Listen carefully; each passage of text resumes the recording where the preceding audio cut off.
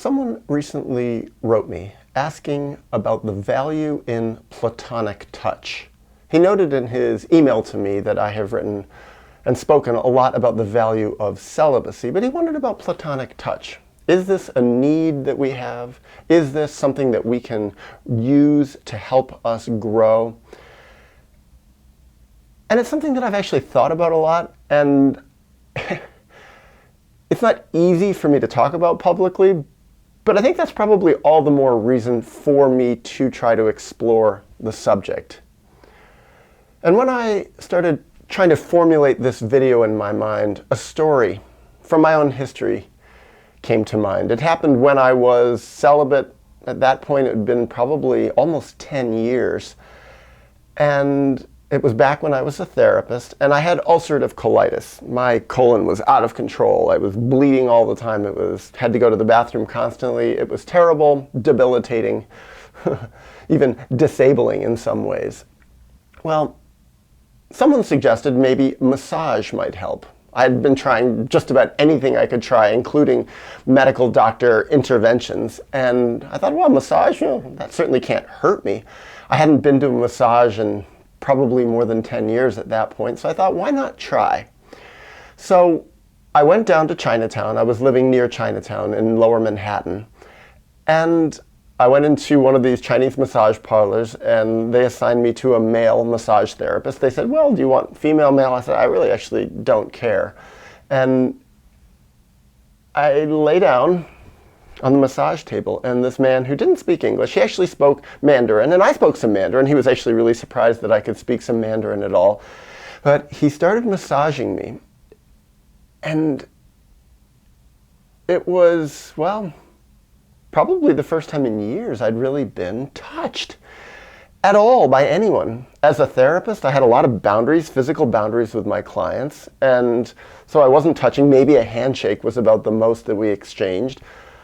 I didn't really have any friends with whom I was sharing physical intimacy in any way, in a platonic way, and I was celibate for a long, long time. Well, this man started massaging me.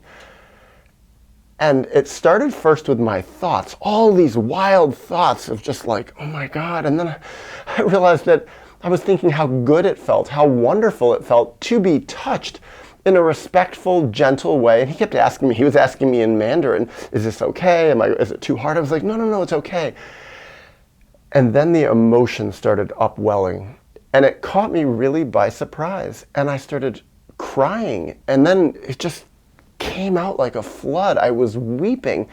And it really, like, I'm someone who feels like I know myself pretty well. I would say that I do. And even back then, this is going back 13 years or so, 14 years, I was pretty self-aware. I mean, some of the videos I have on YouTube, I had already made by that point.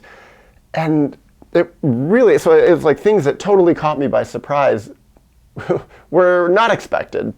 And it really gave me pause to think. And that's really where I kept crying, and I kept thinking, oh my God, this is something that I've desperately needed, desperately. And that I think to universalize it, this is a human need. And I knew that anyway. I think by that point, I had already published or was just about to publish my book, Toward Truth.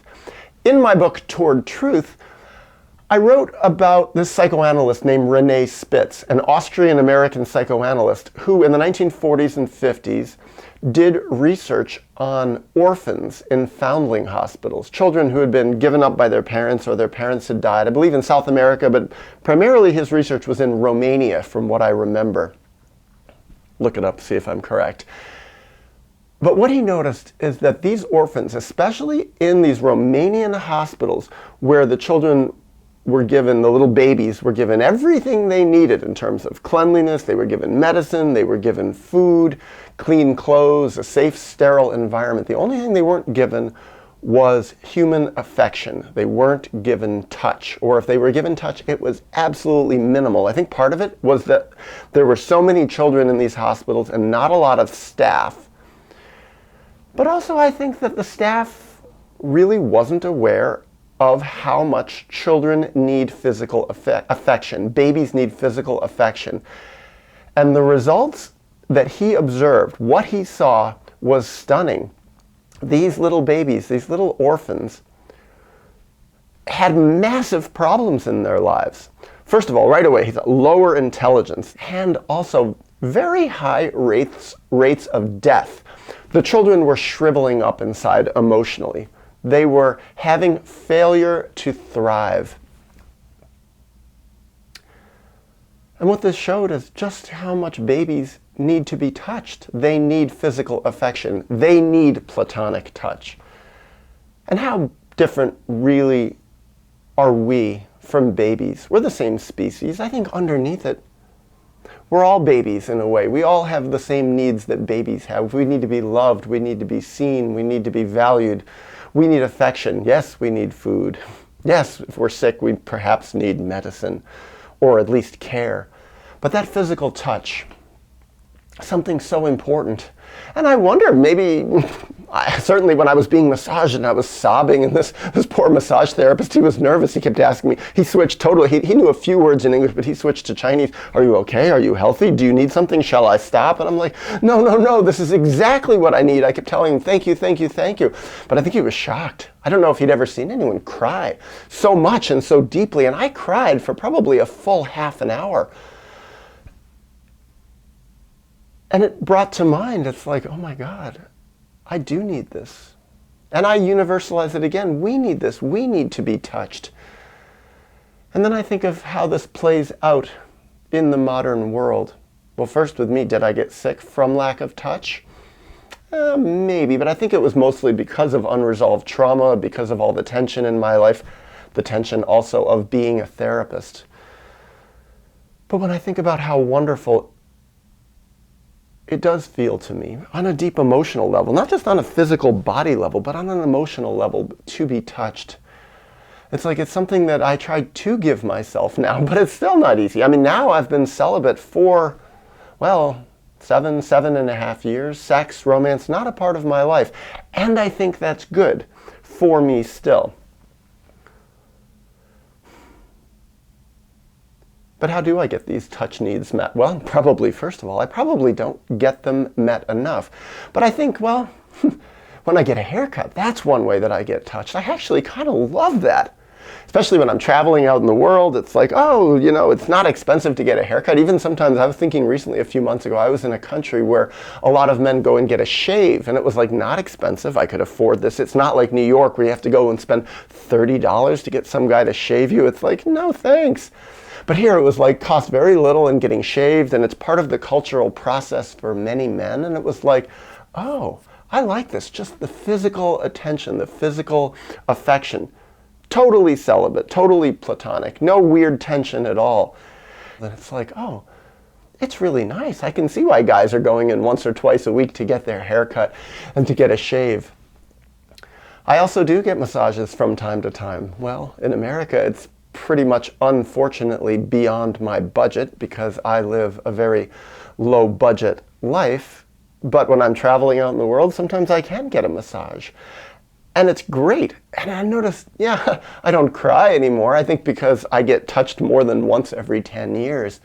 But actually, going back to that story in Chinatown, I went right back there the next week. I'm like, I'm going to spend the money. If it's going to do this to my body and bring out all that emotion, I'll go again. The poor fellow saw me when I came back the next week. He was like, uh-oh, are you going to cry again? But I was like, even if I do, it's okay. And I'm explaining it to him. Also, I gave him a really nice tip because I felt like, this guy deserves money for what he's just done, right into his hand. Not the little percentage the company gives him to give a massage, but cash into his hand. Well, I had the second massage. I didn't cry again. It still felt really good, but I think that first massage was just such an incredible relief. But then I think, what do people in society do to get their physical affection needs met? What do adults do? Well, I do think that many people play out their physical need, and I will say need because I believe it's a need, even for adults, for affection. They play it out through sex, through sexuality, through romance, through touching their partners. I think, unfortunately, playing it out through the sexual lens, I know it, I've seen it, I've heard enough stories about it. I'm a product of this with my parents. I think when people play out their physical affection needs, also their emotional affection needs through sex, yeah, it can create a lot of problems.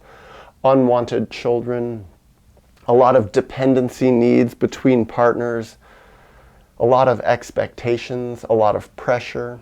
A lot of people aren't very loving in sex, diseases, and then I think about, well, people sexualizing a lot of other needs. I think that's very common in our modern world, to transfer those emotional needs, the needs for actual just attention and love, and also the physical needs, the needs that we have to have our bodies touched and noticed and seen. They can transfer this into sex. And I believe that's a real misuse of sex. I've certainly seen and heard no lack of stories about that. People feeling really taken advantage of through sex, hurt through sex, manipulated through sex. So I still do stick with the idea of celibacy as a real value for growing and knowing ourselves, but what about this need for platonic touch? Well, I see a lot of people, especially in New York City, they have pets. They don't have a romantic relationship. They don't have anybody who touches them. They're not close to any family members often, but they have a dog who sleeps in their bed often, men and women. A cat who sleeps in their bed often. I know some people even have rabbits, pigs even, other animals, birds that they can have some physical affection with. I think it is trying to get that basic need for touch met. I think a lot of people also get that from their children. That's something that gives me mixed feelings, because I think a lot of people take advantage of their children. I certainly know in my own life, while sleeping in my mom's bed, sometimes when I was too old for this, was this to meet her needs for physical affection? I've seen that with a lot of other people. Heard a lot of stories, but I think, yes, sometimes parents can take advantage of their children in this way and a lot of other ways, but I can also certainly understand it because, well, children also have these physical affection needs, and often they can get them met through their parents. Not necessarily a bad thing. I think in the ideal sense, it's wonderful for children to have a physically affectionate relationship with their parents. It's a basic way to express love and intimacy, non-sexual love and intimacy.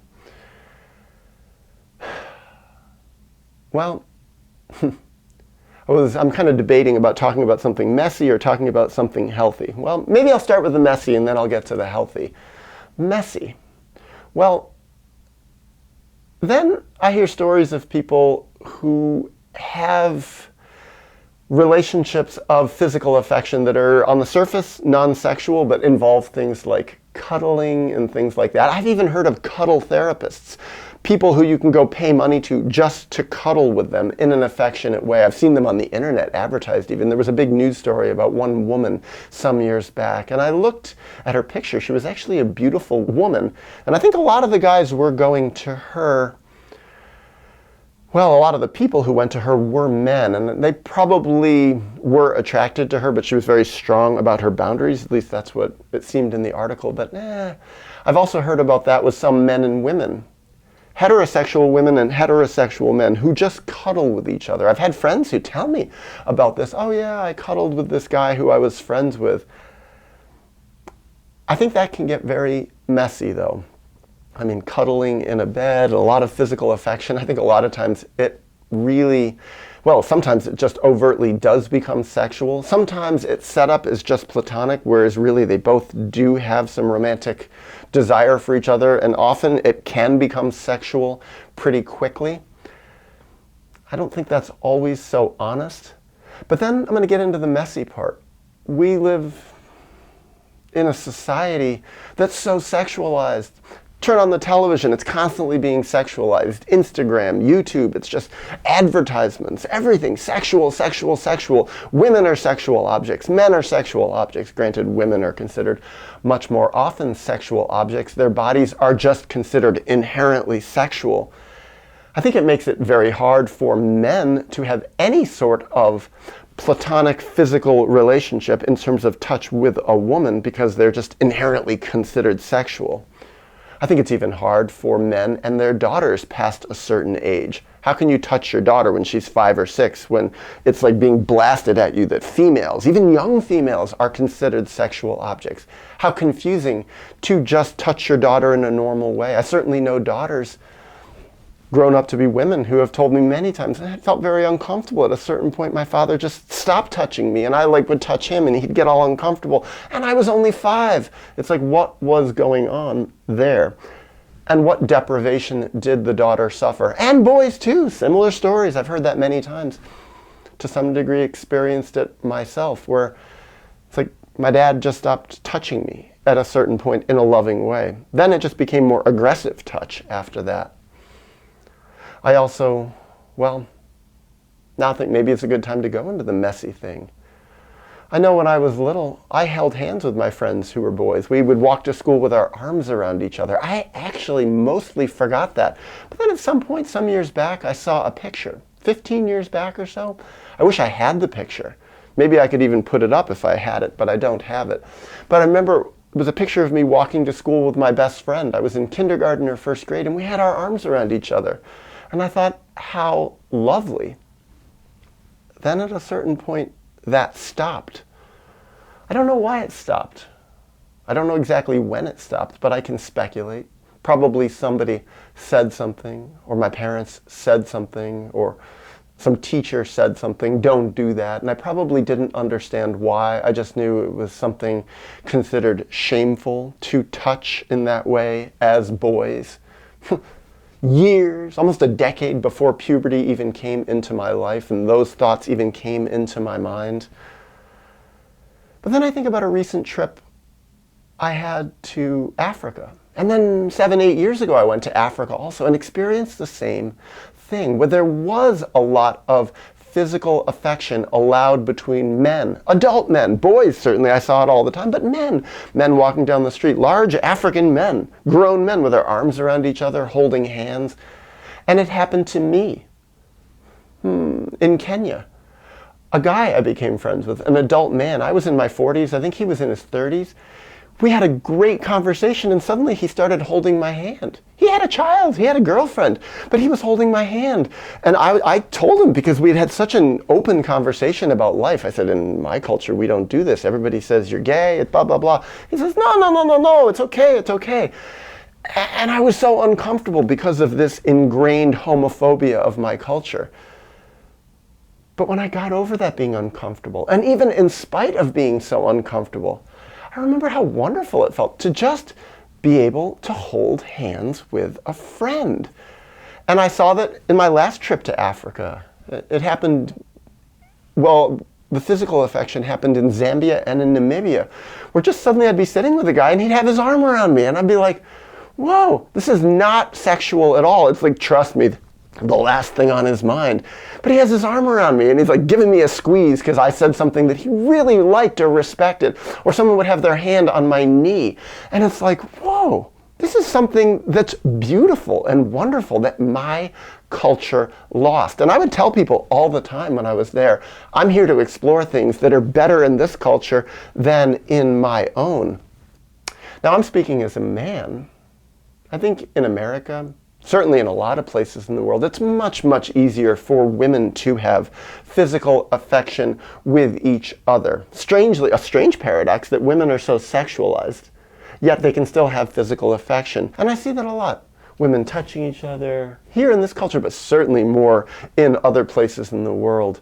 Women touching each other, touching each other's arms, shoulders, legs, in a very loving and affectionate way. Wonderful for their mental health. I wish I could do that with anybody in a non-sexual way. I think it would be great for me and a lot of people. I remember, 6, 7 years ago, traveling in Brazil. I'm seeing if I get this word right, if I remember it, because it's been a while, but cafune. The idea, this word representing women lovingly stroking and touching each other's hair. And they even have a word for that, that loving, stroking each other's hair, kafune, and that it's considered totally normal and acceptable and positive in that culture. And I saw that and I just thought, it gave me such longing. Like, gosh, I wish I could be a woman in that culture and could touch and be touched like that with no sexual thoughts at all, just for physical affection. Now I'm going to take another real leap, even outside of humanity. I think of baboons that I saw in Africa. I saw them in Namibia. I saw them in Botswana, Zimbabwe, Zambia. And you just watch them when they sit, when they're not hunting for food. Often they're just sitting and touching each other, holding each other, scratching, taking bugs out of each other's hair. Well, monkeys are certainly very closely related to humans, and, well, it's great for bonding, great for feeling part of a group, feeling connected with others. And humans, we're pretty close to this, I think, in a lot of ways. We are a social species. I think it would probably do us very well to have so much more physical affection. Not just for our mental health, but now I'm going to take a leap. For our social health. Here's a funny thought I had. Imagine if countries at war just stopped for a while. This is just a ridiculous, stupid idea. But maybe not such a stupid idea. Countries at war, the men could just be allowed to take a break for an hour and all go and give each other massages. The guys who are otherwise killing each other. I wonder how much crying would happen. I wonder how much sobbing would happen. I wonder how much unresolved trauma would be allowed to come up when enemies were allowed to touch each other in a loving way. Build bonds. Remind each and all of us that we're not just isolated individuals on islands, but that we are part of this species of human beings who need love, who need caring, and who need to give love to each other also.